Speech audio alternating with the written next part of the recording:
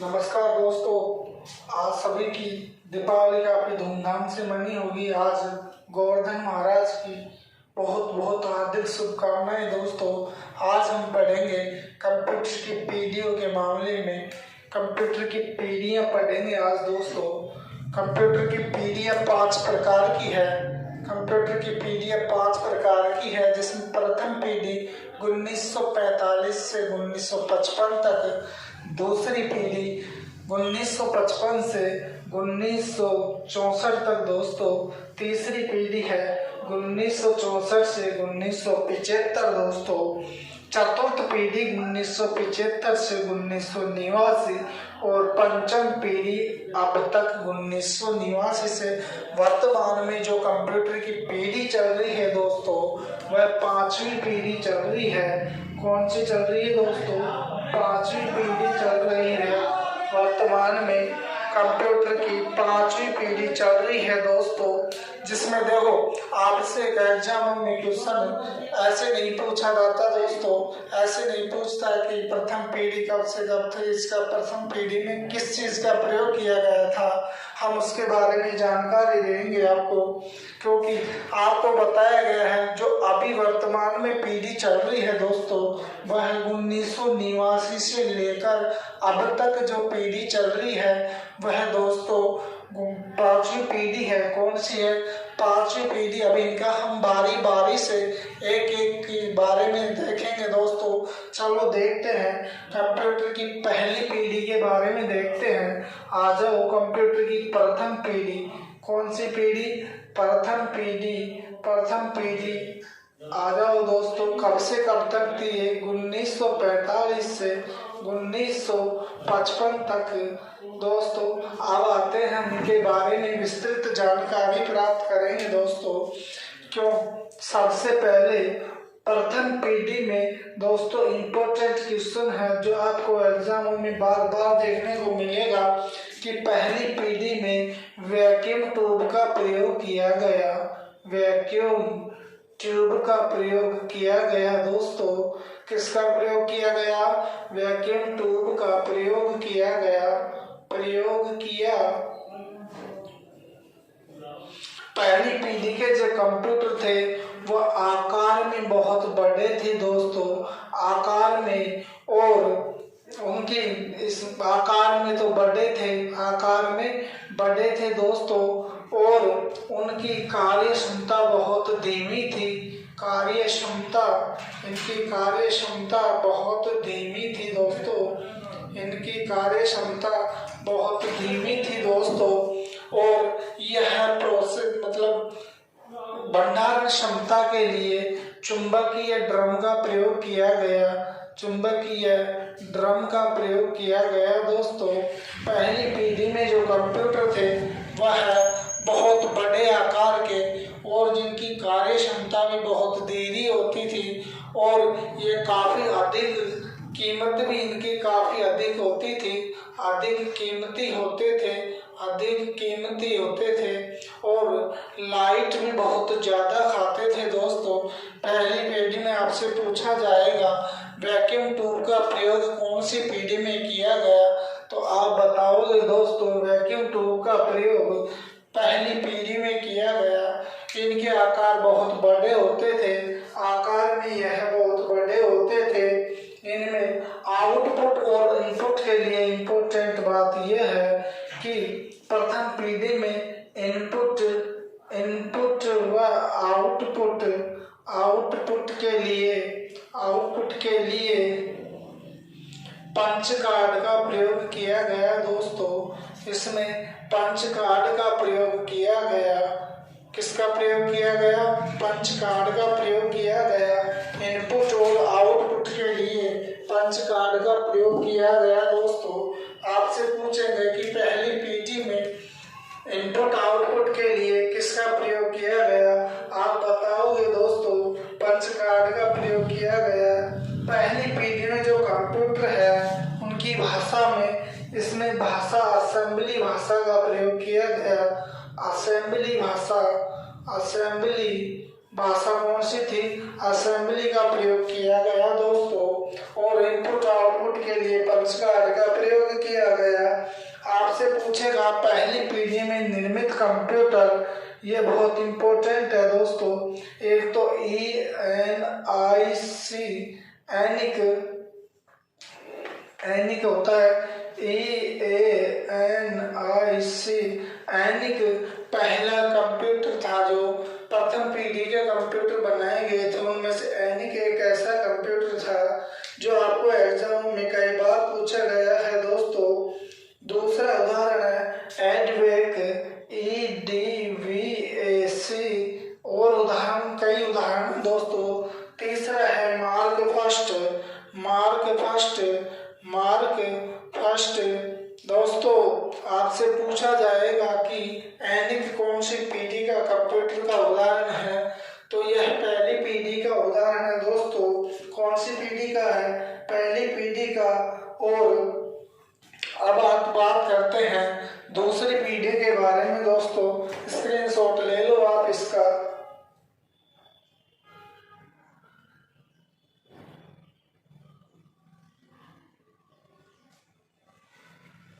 चलो दोस्तों देखते हैं सेकंड पीढ़ी में क्या हुआ। अब इनका जैसे जैसे आकार छोटा कर होता गया, भंडारण क्षमता बढ़ती गई, इनकी स्पीड भी काफी तेज होती गई, वैसे वैसे इनका आकार छोटा कर दिया गया। और देखो दोस्तों द्वितीय पीढ़ी कब से कब तक थी अपनी? द्वितीय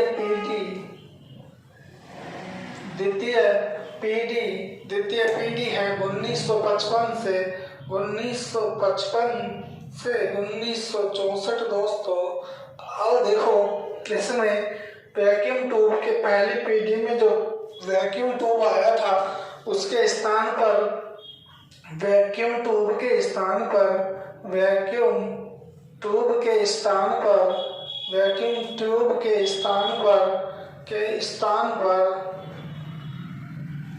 ट्रांजिस्टर का प्रयोग किया गया दोस्तों। वैक्यूम ट्यूब पर किसके स्थान पर किसका प्रयोग किया गया? ट्रांजिस्टर का प्रयोग किया गया दोस्तों। अपने जो वैक्यूम ट्यूब है उसके स्थान पर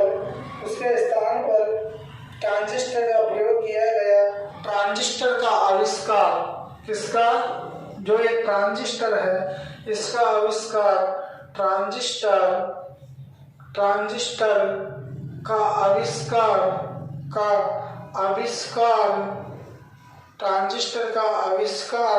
1947 में बेलग्राम प्रयोगशाला में किया गया। बेलग्राम प्रयोगशाला, कौन सी प्रयोगशाला थी दोस्तों? बेलग्राम प्रयोगशाला में ट्रांजिस्टर का निर्माण किया गया दोस्तों। सबसे कब किया गया? 1947 में। इसमें स्टोरेज के लिए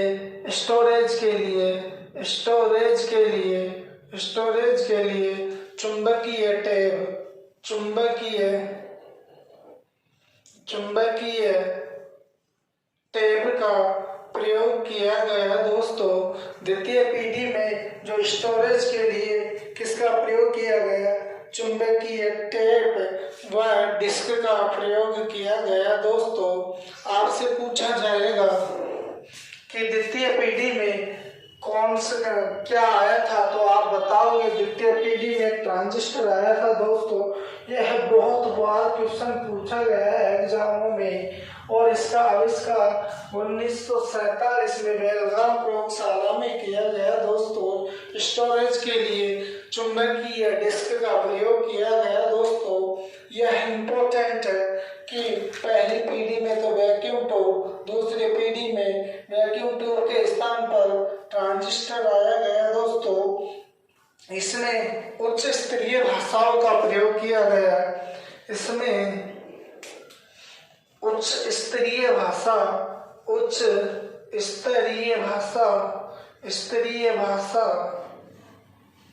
जैसे बेसिक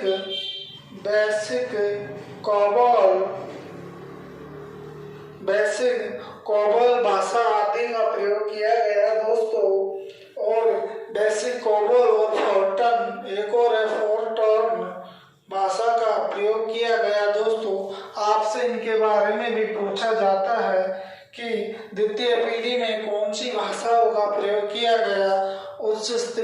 भाषा का, उसमें से बेसिक, कोबल और फोर्टन तीनों उच्च स्तरीय भाषा के हैं। दोस्तों चलो देखते हैं अब तृतीय भाषा में, इसमें कंप्यूटर भी देख लो, एग्जाम्पल देख लो। द्वितीय भाषा के कंप्यूटर हैं। कंप्यूटर कौन से हैं? IBM है। IBM, एक तो IBM बनाया गया दोस्तों, IBM कौन सा बनाया गया? IBM बनाया गया। और जिनके दो हैं, IBM 700 और IBM 1400। इसी रेंज के इसमें कंप्यूटर बनाए गए दोस्तों। यह द्वितीय पीढ़ी का संपूर्ण जानकारी आपको मिल चुकी है। अब तीसरी पीढ़ी के बारे में चर्चा करेंगे दोस्तों। चलो देखते हैं।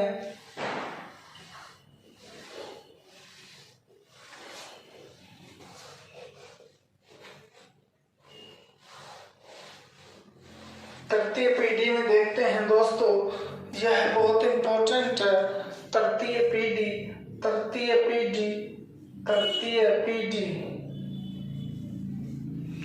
पीढ़ी अपनी 1964 से 1975 तक तृतीय पीढ़ी थी दोस्तों। इसमें अब देखो, पहली पीढ़ी में वैक्यूम ट्यूब आई, दूसरी में ट्रांजिस्टर आया। अब तीसरी पीढ़ी में क्या आएगा? अब यह ट्रांजिस्टर के स्थान पर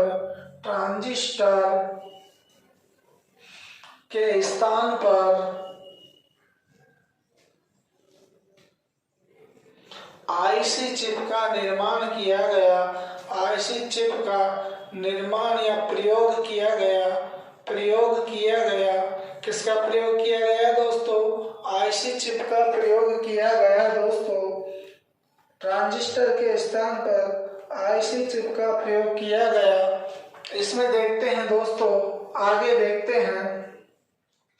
यह है आईसी की फुल फॉर्म बताओ। आईसी की फुल फॉर्म खूब पूछिए दोस्तों आपसे। इंटीग्रेटेड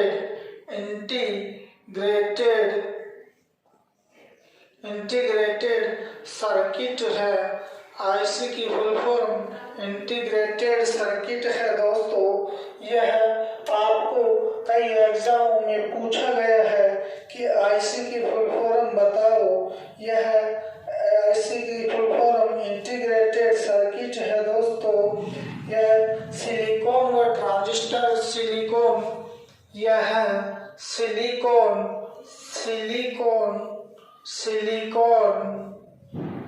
व जर्मेनियम की बनी होती है दोस्तों। जर्मेनियम की बनी होती है दोस्तों। सिलिकॉन व जर्मेनियम की बनी होती है दोस्तों। आपको यह एग्जामों में पूछा गया था, आईसी की फुल फॉर्म बताओ। तो आईसी की फुल फॉर्म होती है इंटीग्रेटेड सर्किट। यह सिलिकॉन जर्मेनियम की बनी होती है दोस्तों। इसके बारे में आगे देखते हैं, थोड़ा चर्चा करते हैं। इसका निर्माण आईसी चिप का निर्माण JS किल्वी ने किया था दोस्तों। इस चिप का निर्माण JS किल्वी ने किया था दोस्तों। आपसे पूछा जाए आईसी का निर्माण किसने किया, तो दोस्तों आईसी का निर्माण JS किल्वी ने किया था। यह तीसरी पीढ़ी में प्रयोग की गई थी दोस्तों। इसका एग्जाम्पल देख लो कंप्यूटर। एक तो है IBM 360। एग्जाम्पल देख लो इसमें निर्मित कंप्यूटर, क्योंकि तीसरी पीढ़ी में भी तो कंप्यूटर बनाए गए थे। एक तो IBM 360 है, एक IBM 360, IBM 370, ETC। दो कंप्यूटर ऐसे हैं जो तृतीय पीढ़ी में निर्माण किया गया था दोस्तों। VEX 750 भी इसी का उदाहरण है। ये कंप्यूटर तृतीय पीढ़ी में बनाए गए थे दोस्तों। अब आते हैं चतुर्थ पीढ़ी के बारे में जानकारी देते हैं थोड़ा बहुत। यह आपका बहुत इम्पोर्टेंट है दोस्तों, एग्जामों में पूछा गया है, कई बार रिपीट हुआ है क्वेश्चन। ओके, चलो स्क्रीनशॉट ले लो दोस्तों इसका।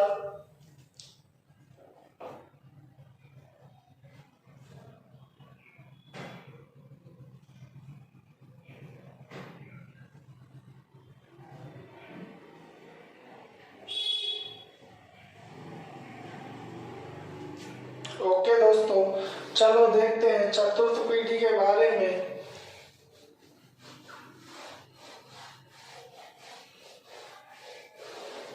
चतुर्थ पीढ़ी के बारे में देखते हैं दोस्तों। चतुर्थ पीढ़ी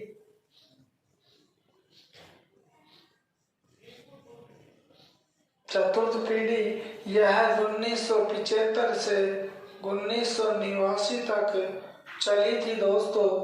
देखो इसमें मुख्य काम क्या हुआ।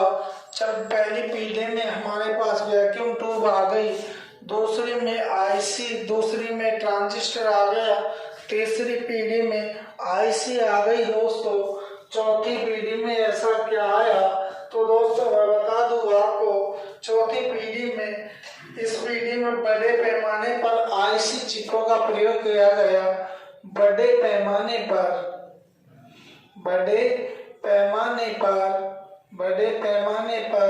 आईसी चिप का प्रयोग किया गया दोस्तों। चिप का प्रयोग किया गया, बड़े पैमानों पर आईसी चिप का प्रयोग किया गया दोस्तों। आगे देखते हैं, जिसे VLSI कहा गया है। VLSI दोस्तों यह बड़े पैमाने पर प्रयोग की गई आईसी का रूप है, जिसे VLSI कहा गया है। इसकी फुल फॉर्म होती है very large scale integration, very large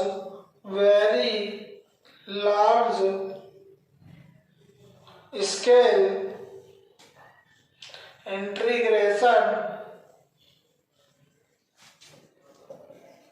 इसका प्रयोग जो बड़े रूप में किया गया, जिसे VLSI कहा गया है दोस्तों। एग्जाम की दृष्टि से ये खूब पूछा गया, आपका रिपीट क्वेश्चन हुआ है कि चौथी पीढ़ी में VLSI का प्रयोग किस रूप में किया। ये आईसी चिप है ना, जो ये आईसी चिप है, इनका बड़े पैमाने पर प्रयोग किया गया दोस्तों।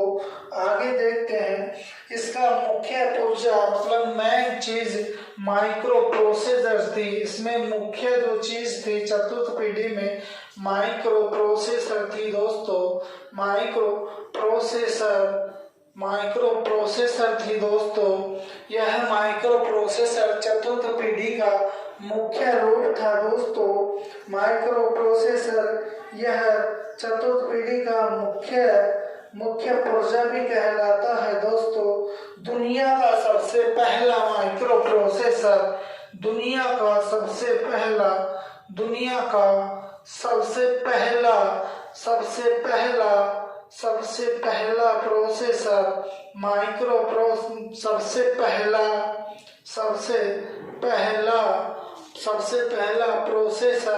प्रोसेसर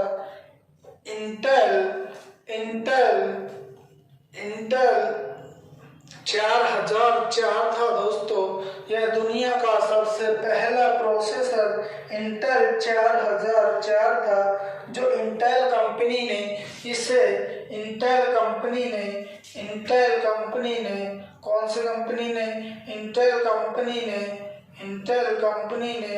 1971 में बनाया दोस्तों। 71 में बनाया, इसे इंटेल कंपनी ने ही बनाया था। 1971 में इसका निर्माण किया गया था दोस्तों। इंटेल कंपनी का मुख्यालय कैलिफोर्निया, इसका मुख्यालय कैलिफोर्निया अमेरिका में है दोस्तों। कहाँ पे है? अमेरिका में है। कहाँ पर इसका मुख्यालय? कैलिफोर्निया अमेरिका में है इसका मुख्यालय दोस्तों। यह दुनिया का सबसे पहला प्रोसेसर इंटेल 4004 था। इंटेल कंपनी 1971 में बनाई गई इंटेल कंपनी ही द्वारा बनाया गया था। इसका मुख्यालय कैलिफोर्निया अमेरिका में है दोस्तों।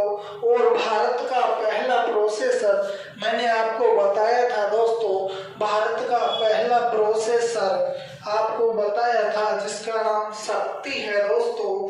भारत भारत का भारत का पहला भारत का पहला प्रोसेसर भारत का पहला प्रोसेसर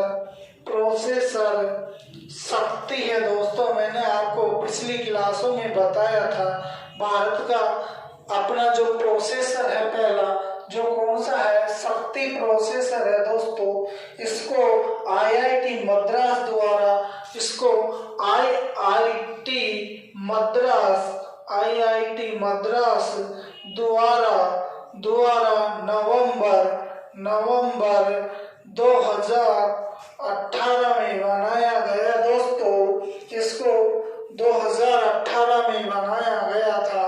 यह दुनिया का सबसे पहला नहीं, भारत का सबसे पहला प्रोसेसर था और दुनिया का सबसे पहला माइक्रो प्रोसेसर इंटेल 4004 था दोस्तों, जो कि चतुर्थ पीढ़ी में बना था। और यह अब की बात है दोस्तों, जो भारत में सबसे पहले प्रोसेसर स्थापित किया गया शक्ति है, यह आईआईटी मद्रास द्वारा नवंबर 2018 में बनाया गया दोस्तों।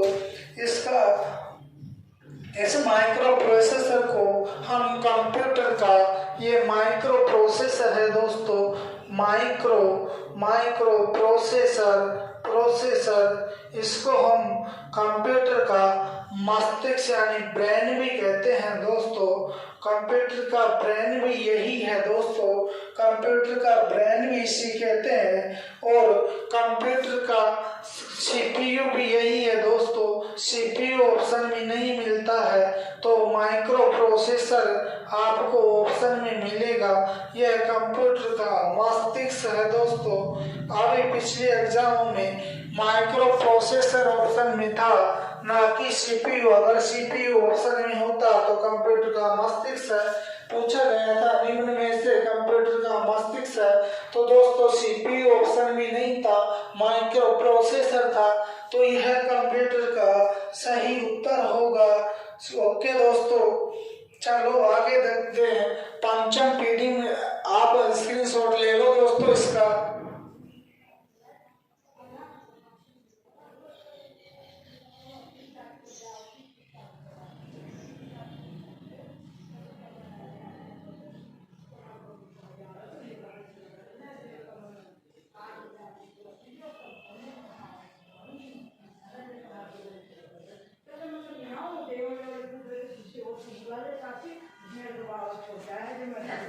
चलो दोस्तों अगली देखते हैं पंचम पीढ़ी। अब तो आपके लास्ट अभी जो वर्तमान में पीढ़ी चल रही है कंप्यूटर की, पंचम पीढ़ी है दोस्तों। यह 1989 से लेकर अब तक है दोस्तों। देखते हैं पंचम पीढ़ी दोस्तों। आपको बता दूं, इन पीढ़ियों में से संतों के नहीं पूछते, कभी कभी बाकायदा पूछ लिया तो अलग बात है, लेकिन इसमें यह पूछा जाता है कि कौन सी पीढ़ी में किसका आविष्कार किया गया और किस पीढ़ी में किस चीज का प्रयोग किया गया। दोस्तों ध्यान देने की बातें हैं। अब देखो, इस पांचवी पीढ़ी में ULSI इसका प्रयोग किया गया दोस्तों, जबकि चतुर्थ पीढ़ी में VSLI का प्रयोग किया था दोस्तों, लेकिन अब ULSI का प्रयोग किया गया दोस्तों। इसकी फुल फॉर्म होती है अल्ट्रा लार्ज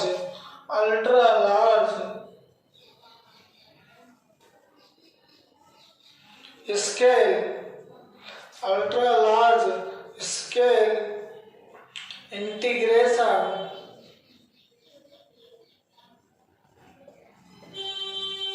इसका प्रयोग पांचवी पीढ़ी में किया गया दोस्तों। पांचवी पीढ़ी में मुख्य रूप से इसका प्रयोग किया गया।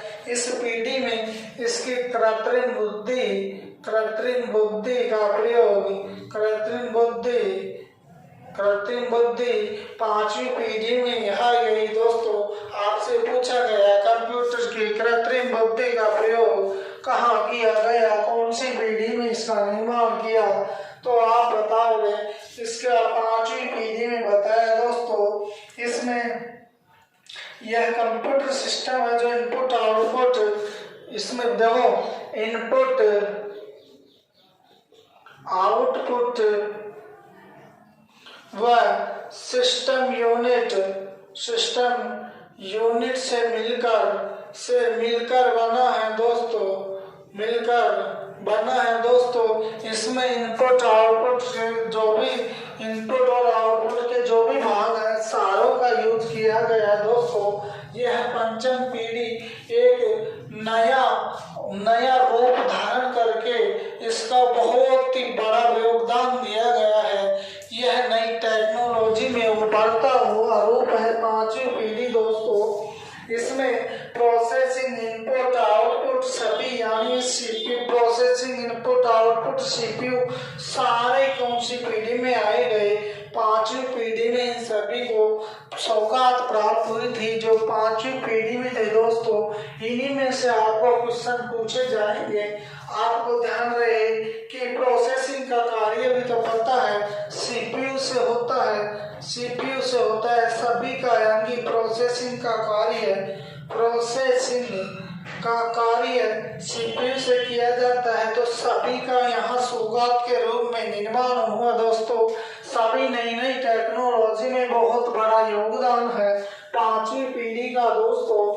हम आपको बता दें इनपुट वह होता है जिससे डेटा दिया जाता है। यूजर जिस डिवाइस से डेटा देगा वो सारी डिवाइस से आउटपुट डिवाइस सिस्टम यूनिट सारा सब कुछ पांचवी पीढ़ी की सौगात है दोस्तों। हम आगे देखेंगे यह सूचना की अवधारणा में पांचवी पीढ़ी का प्रयोग किया गया दोस्तों। इसके लिए हम आपको सारांश में बता चुके हैं। पांचवी पीढ़ी में एक सौगात के रूप में सारी चीजें पांचवी पीढ़ी में complete computer system output input सभी का योगदान दिया गया दोस्तों। आशा करता हूँ कि आप अपने दोस्तों को अपने YouTube चैनल गुरु कृपा क्लासेस 96 का लिंक भेजें और उनको भी बताएं कि कंप्यूटर भी एक महत्वपूर्ण विषय है जो सिलेक्शन के लिए जरूरी है दोस्तों। आपको किसी भी प्रकार की कोई भी एग्जाम हो उसमें कंप्यूटर का बहुत बड़ा योगदान है। अपने दोस्तों को समझाओ, उनको लिंक सेंड करो और बताओ कि एग्जाम में क्रैक करने के लिए कंप्यूटर का बहुत जरूरी है। धन्यवाद दोस्तों। गोवर्धन की एक बार और ढेर सारी शुभकामनाएं। गुरु कृपा क्लासेस कंप्यूटर सेंटर लालसोट की तरफ से आप लोगों को बहुत बहुत हार्दिक बधाई हो दोस्तों। धन्यवाद। आप स्क्रीनशॉट ले लो दोस्तों इसका एक बार।